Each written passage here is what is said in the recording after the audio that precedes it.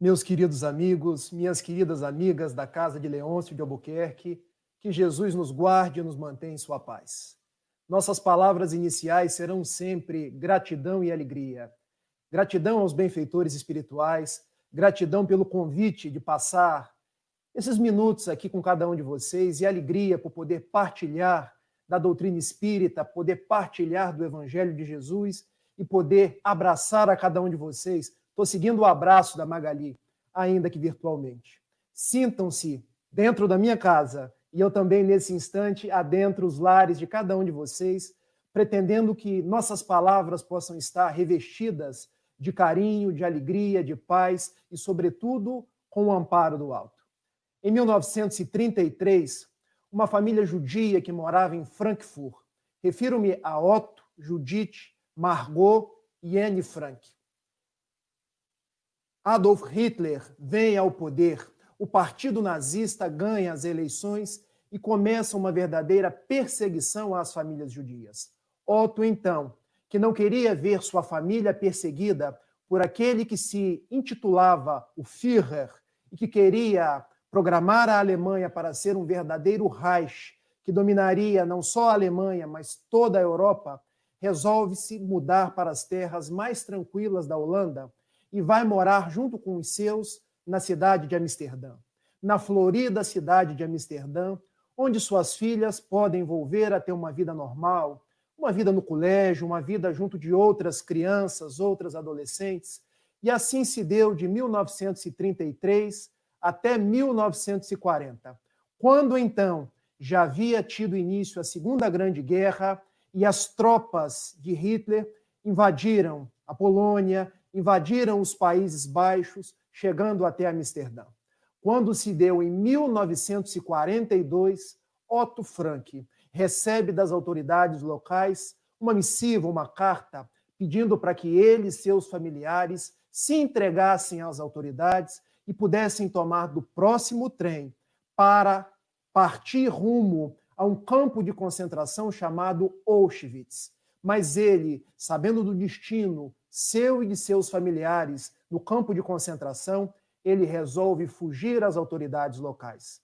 Como isso não era possível, pois que as tropas da Gestapo já estavam invadindo toda a Europa, no local onde ele trabalhava, uma oficina, ele resolve fazer um verdadeiro calabouço, uma parte escondida no seu escritório, onde se esconde durante 2 anos com seus familiares e onde tem um verdadeiro recolhimento, um verdadeiro confinamento, sem ser percebido por quem quer que seja, sem ser notado pelas autoridades locais. E ali passam a viver entre eles próprios, se alimentando, tendo as suas relações, fazendo as suas orações, e naqueles 2 anos destaca-se a personalidade juvenil, para ser mais sincero, a personalidade adolescente de Anne Frank. Porque aquilo que poderia ser motivo de tragédia, motivo de tristeza, motivo de depressão, por não saber quando a Segunda Grande Guerra iria terminar, e principalmente por saber que o seu povo estava sendo perseguido e porque os seus pais e eles próprios não podiam sair de casa, ela resolve dar um colorido à sua existência e começa a escrever um diário, anotando como era a vida dentro daquele confinamento, como era a vida e a expectativa de vencer aqueles dias da guerra e como se dava as suas aspirações de uma jovem adolescente.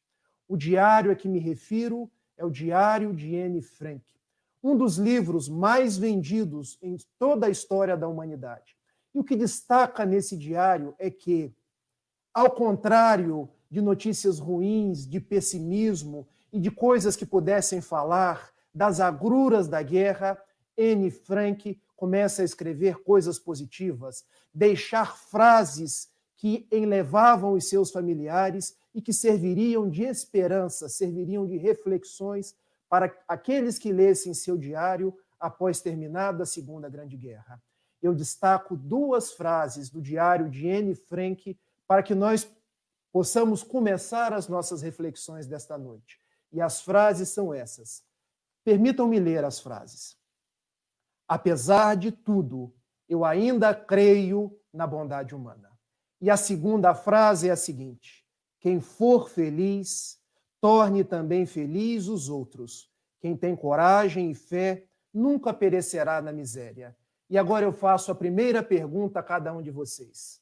À semelhança de Anne Frank, nós também estamos vivendo um verdadeiro confinamento em razão da pandemia do coronavírus. E observem, de vez em quando, Deus e os bons espíritos mandam esses flagelos destruidores, esses flagelos que pode ser uma guerra, que pode ser uma pandemia, conforme a questão 737 do Livro dos Espíritos, não para que nós nos detenhamos na destruição, nas vidas que se perdem, mas para que nós possamos entrever os dias que virão, a esperança, a paz e termos um projeto de renovação de nós mesmos, um projeto de transformação dos nossos caracteres. E a pergunta que eu quero fazer a vocês é a seguinte: será que, a semelhança de Anne Frank, nós continuamos acreditando na bondade de Deus? Continuamos acreditando que tudo se dá conforme a sua vontade? Nós continuamos acreditando na bondade dos outros seres humanos, na bondade das coisas que vêm até nós com um propósito renovador das nossas existências? Todos nós sabemos que passamos dias de definições, como gosta de dizer a Magali. Todos nós sabemos que passamos por um período de transição planetária, mas muitas vezes não nos comportamos como se tudo isso estivesse acontecendo, porque nos falta fé, nos falta coragem, nos falta a certeza de continuar acreditando na bondade de Deus, na bondade das coisas que Ele nos manda, que Ele nos remete, para que possamos seguir em frente. E eu fui buscar em Anne Frank, porque, diferente de nós que estamos 2 meses e alguns dias, não num confinamento, mas no recolhimento dentro dos nossos lares, ela ficou 2 anos e ela era uma adolescente, registrando nos seus diários, no seu diário, que acreditava na bondade de Jeová, o Criador de todas as coisas, que acreditava na bondade dos homens que eram maus, tal qual os nazistas, mas que no fundo deles havia o germe do bem. Ela continuava exercitando a sua fé, a sua esperança e dizendo que mesmo nos dias da intemperança, mesmo nos dias do flagelo, nós poderíamos e deveríamos praticar o bem. São esses os tempos que nós vivemos agora. É bem verdade que a pandemia de hoje é um flagelo bem mais suave que a Segunda Grande Guerra Mundial, mas também são tempos de nós refletirmos e ressignificarmos a nossa existência. São tempos de nós pensarmos nos desafios existenciais, naquilo que chega até nós não para nos machucar, não para nos deixar com medo, com angústia, mas para nos fazer refletir, para buscar Jesus e para que nós possamos buscar a paz. Depois de 2 anos dentro daquele confinamento, as tropas da Gestapo alcançaram a família de Anne Frank. Na verdade, eles foram descobertos naquele calabouço e foram levados até o campo de concentração. O seu pai, levado até Auschwitz. Otto acabou sobrevivendo ao campo de Auschwitz e, retornando depois a Amsterdã, redescobre o diário de sua filha e o publica para que nós tivéssemos hoje um dos mais notáveis livros que a humanidade já conheceu. Mas Judith, Margot e Anne Frank, que são levados para um outro campo de concentração, o campo de Bergen-Belsen, vieram a desencarnar. Não num forno crematório, não num forno da câmara de gás, mas vieram a desencarnar da febre tifoide, do tifo, que era muito comum naquela época, no primeiro quadrante do século XX. E por que, Rafael, você está trazendo essa lição, essa história de Anne Frank para cada um de nós? Porque Anne Frank não se deixou abater quando os seus familiares, quando ela própria foi visitada por um flagelo. Ela manteve o seu otimismo e, por mais que tenha desencarnado num campo de concentração, nós sabemos que ninguém morre. Nós, os espíritas, na verdade, nós que acreditamos em Jesus, porque também os cristãos das igrejas tradicionais sabem da imortalidade da alma. Anne Frank veio a morrer, a desencarnar, como dizemos nós, mas a sua obra fica, mas a sua mensagem propositiva fica. Uma jovem de 15 anos nos deixou um diário falando de fé, falando de esperança, falando de otimismo e deixando a cada um de nós a certeza de que na vida nós temos desafios, mas que nós podemos vencê-los. Nossa palestra da noite, então. Palestra não, gente. Nossa conversa, porque palestrante é a Magali, palestrante é o Marcelo Ferreira, palestrante é o Haroldo Dutra Dias. Eu sou apenas um amigo dos vossos corações que entro nos vossos lares nesta noite tão bonita para conversar com cada um de vocês. E agora me valho não só do exemplo de Anne Frank, que é citado inúmeras vezes por Divaldo Pereira Franco e por Joana de Ângeles, para traçar 4 desafios existenciais para cada um de nós. E esses desafios eu recolhi dos 16 livros da obra psicológica de Joana de Ângeles. Eu, esse ano, estou tendo a oportunidade de realizar um sonho, iniciar a faculdade de psicologia. Já estou quarentão, mas observem, os cabelos já me faltam, mas otimismo, coragem, fé e alegria me sobram aos borbotões. E como em psicologia já estou e já gostava desde antes de Joana de Ângeles, quero fazer uma breve síntese nesse Se Vira nos 30, porque nossas lives têm 30 minutos, de 4 grandes desafios existenciais que a benfeitora nos traz ao coração. Iniciando pelo desafio do autoconhecimento. Porque o primeiro grande desafio de cada um de nós é o desafio de autoconhecer-se. Nós viemos ao mundo na condição de espíritos imortais, criados simples e ignorantes, e que caminhamos para a perfeição relativa, porque a perfeição absoluta só Deus. Vivemos antes e continuaremos a viver depois. Nos diz o benfeitor Emmanuel, na lição 101 do seu livro Pão Nosso, que face aos nossos anseios de luz, ainda trazemos milênios de trevas. E qual é a proposta, então? Conhecer as nossas trevas. Como diria o psicólogo suíço Carl Gustav Jung, conhecer a nossa sombra.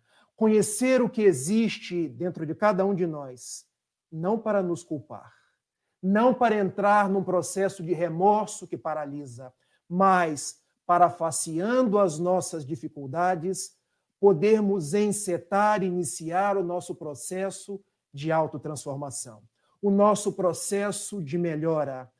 Não é à toa que em o Evangelho segundo o Espiritismo, capítulo 17, Sede perfeitos, Kardec nos diz, essa frase é de Kardec, reconhece o verdadeiro espírita pela sua transformação moral e pelos esforços que empreende para domar as suas más tendências e as suas más inclinações. Ora bolas, como eu vou transformar algo que eu não conheço? Como eu vou modificar algo que eu não consigo tatear? Como eu vou reformar a estrutura da minha casa íntima sem conhecer os alicerces, sem saber o que está dentro de mim? Daí, para nos transformarmos, vem a benfeitora Joana de Ângeles e nos diz: o desafio mor de cada um de nós é nos autoconhecermos como proposta para nos auto-melhorarmos. E não é sem razão que, em a questão 919 do Livro dos Espíritos, Kardec indaga aos imortais: qual o meio prático mais eficaz de ser feliz nesta vida e de resistir à tentação do mal? Um sábio da antiguidade já vos disse, é a resposta dos bons espíritos: Conhece-te a ti mesmo. Gnote, seauton do grego, que veio para o latim noxetey, até chegar no nosso português, conhece-te a ti mesmo. Então precisamos lançar as sondas na nossa intimidade, conhecer o nosso ego para, trabalhando com as nossas imperfeições, trabalhando com os nossos vícios, poder suavemente, um passo de cada vez, ir melhorando, para que a luz que existe dentro de cada um de nós possa brilhar. Primeiro desafio existencial, então, o desafio de autoconhecer-se. O segundo desafio que nós somos conclamados a facear, a vencer, é o desafio de ser. Porque, observem, remontando a Anne Frank, ela aproveitou dos 2 anos do seu recolhimento, dentro do seu lar em Amsterdã, junto com seus pais, na tarefa de autoconhecer-se, na tarefa de registrar no seu diário as coisas da sua vida. As suas aptidões, ela queria ser jornalista e conseguiu sê-lo depois da desencarnação. Também nós podemos, dentro dos nossos lares, tomar de um diário e anotar, tal qual Anne Frank, quais são as nossas virtudes. Porque temos muitas. E isso não é orgulho reconhecer as nossas virtudes. É auto-amor, que é diferente de orgulho. Mas também temos os nossos vícios, que podem ser, de uma forma paciente, ser trabalhados. Porque, em percebendo quais são os meus vícios, eu passo para um segundo desafio, que é o desafio de ser.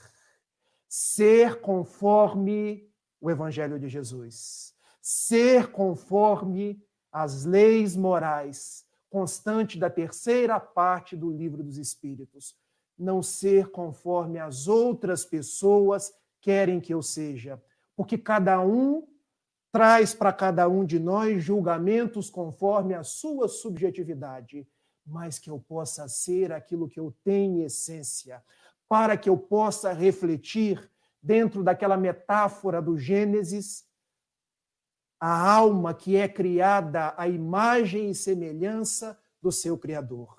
Mas para que eu possa abraçar esse desafio de ser, eu tenho que ter uma compreensão em mente.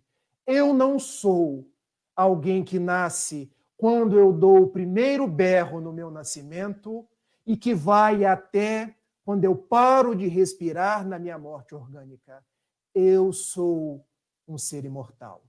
Eu sou alguém que vai continuar vivendo.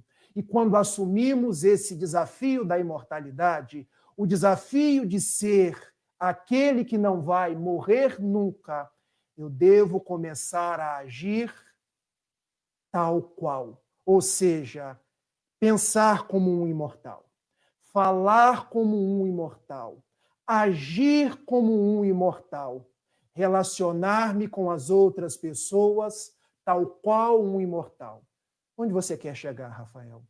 Eu quero chegar na seguinte conclusão, que não é para vocês, mas que é para nós. Quando eu me dou conta da minha imortalidade, eu passo a agir com as pessoas com responsabilidade.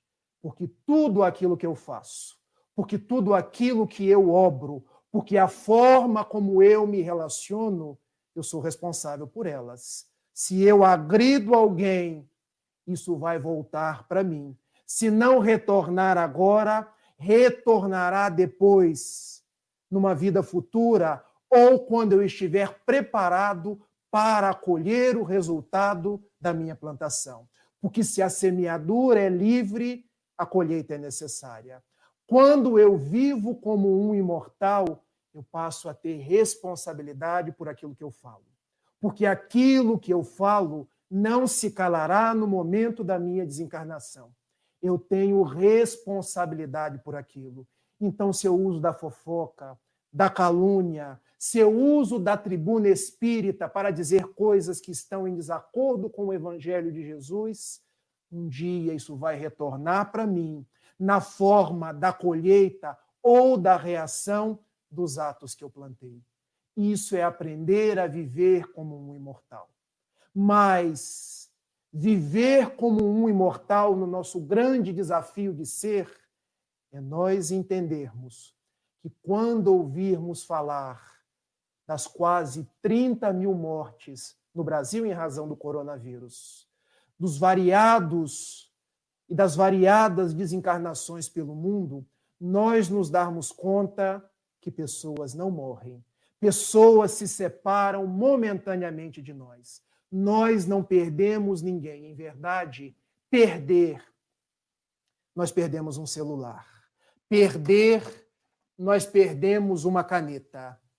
As pessoas se separam de nós até que nós possamos reencontrá-las novamente quando estivermos junto delas no lar espiritual, que é a casa de cada um de nós. Daí, esse desafio de ser é o desafio de entendermos que, se alguém próximo de nós desencarnou pelo coronavírus, nós não podemos transformar essa dor saudade, porque a saudade é comum.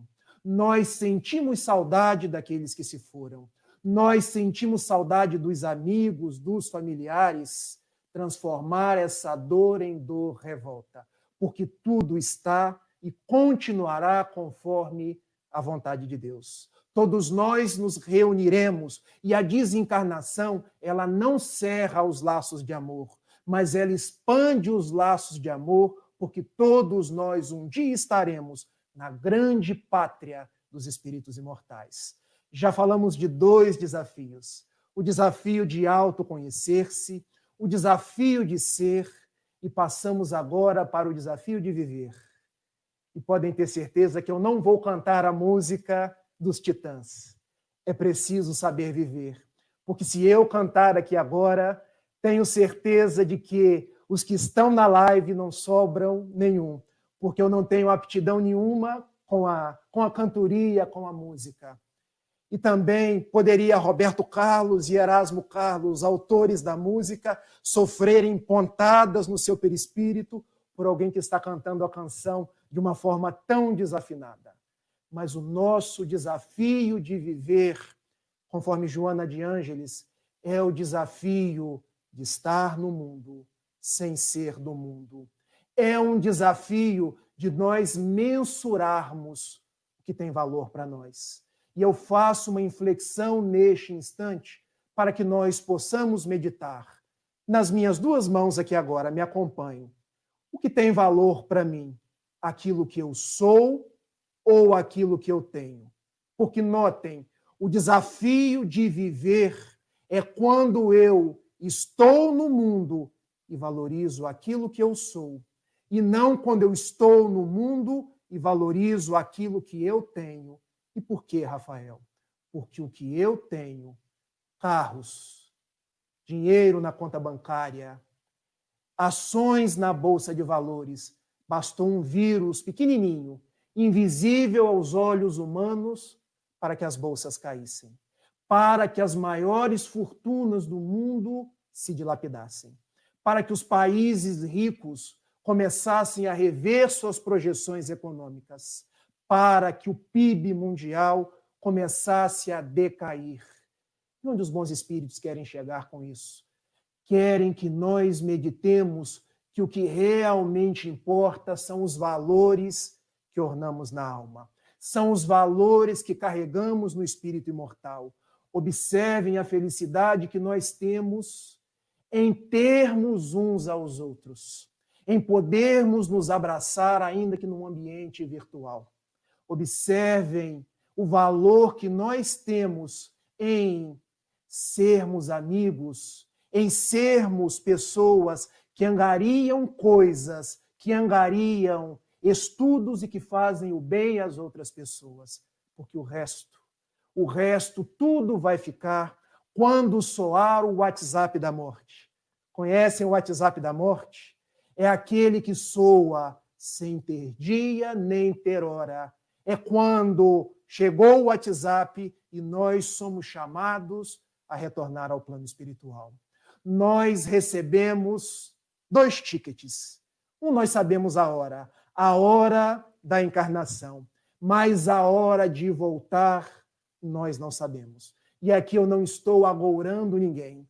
Eu quero que nós possamos viver muito, poder muitas vezes estar no Leôncio, distribuindo a sopa na rua, cantando, fazendo bem, mas podemos retornar amanhã ou retornar daqui 50 anos. E quando retornarmos, o que temos não terá importância. Mas o que somos, as lágrimas que enxugamos, o bem que nós fizemos, isso tudo será o nosso componente de valor perante os espíritos imortais. Daí, o terceiro desafio existencial é o desafio de viver.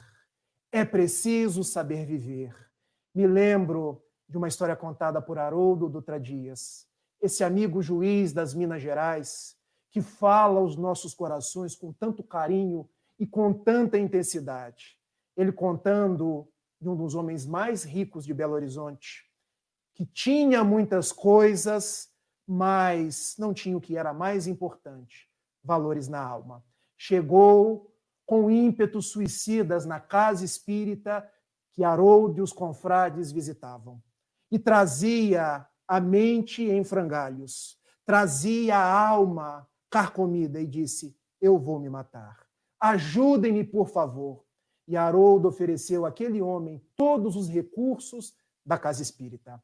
Ofereceu a terapêutica do passe, ofereceu o recurso dos estudos espíritas, a água fluidificada, conseguiu que ele pudesse nutrir os seus pensamentos com o Evangelho de Jesus, com as reflexões espíritas, e o homem foi melhorando. É bem certo que ele necessitou da terapêutica do mundo, do auxílio de um bom psicólogo, de um auxílio medicamentoso momentâneo. E ao final de um tempo, ele estava revigorado, a sua saúde estava novamente ígida. E numa reunião de desobsessão, Haroldo e os confrades levaram o caso ao benfeitor espiritual e perguntaram: como um homem tão rico, um homem que pode viajar pelo mundo, um homem que pode comprar todas as roupas, um homem que pode ter a melhor casa em Belo Horizonte, chega aqui com tantas problemáticas do trato psíquico e com a vontade infrêmita de suicidar-se? E o benfeitor respondeu da seguinte forma, e eu peço a cada um de vocês para meditar na resposta do benfeitor: é que o nosso irmão é tão pobre, mas tão pobre, que a única coisa que ele tem é dinheiro. Olha o que tem valor para os benfeitores espirituais, olha o que tem valor para nós, os homens do mundo. O desafio de viver, então, é buscar o reino dos céus, e toda a sua glória, e toda a sua justiça, e todo o resto ser-vos-á acrescentado. É buscar estar ao lado de Jesus, não que não precisemos das coisas materiais, mas buscar primeiro na pedagogia de Jesus, no Sermão da Montanha, o alimento da alma que nos nutre o coração e nos traz paz. O último desafio existencial para a noite de hoje, gente, porque eu poderia ficar falando até amanhã, talvez seja o maior dos nossos desafios. Porque nos conhecer é difícil? É, mas é possível. O desafio de ser imortal, agir como imortal, é difícil? É, mas é possível. O desafio de viver estando no mundo sem ser do mundo é complicado? É, mas é possível. Mas o mais difícil de todos, quando vivemos dias de discurso de ódio, dias onde as pessoas brigam por questões políticas, por questões religiosas, por questões de orientação sexual, onde as pessoas não conseguem sequer se unir para enfrentar juntas uma pandemia, é o desafio de amar. É o desafio de estabelecer curvas de ternura para com as necessidades alheias. Diz-nos a benfeitora Joana de Ângeles que todos nós nascemos por um compromisso de amor. Quando estávamos no plano espiritual, um benfeitor nosso, que é o nosso anjo de guarda, e outros benfeitores afiançaram a nossa reencarnação. Eu vou dizer no popular, firmaram uma promissória, dizendo assim: agora o Rafael vai, agora a Magali vai, agora o Roberto vai.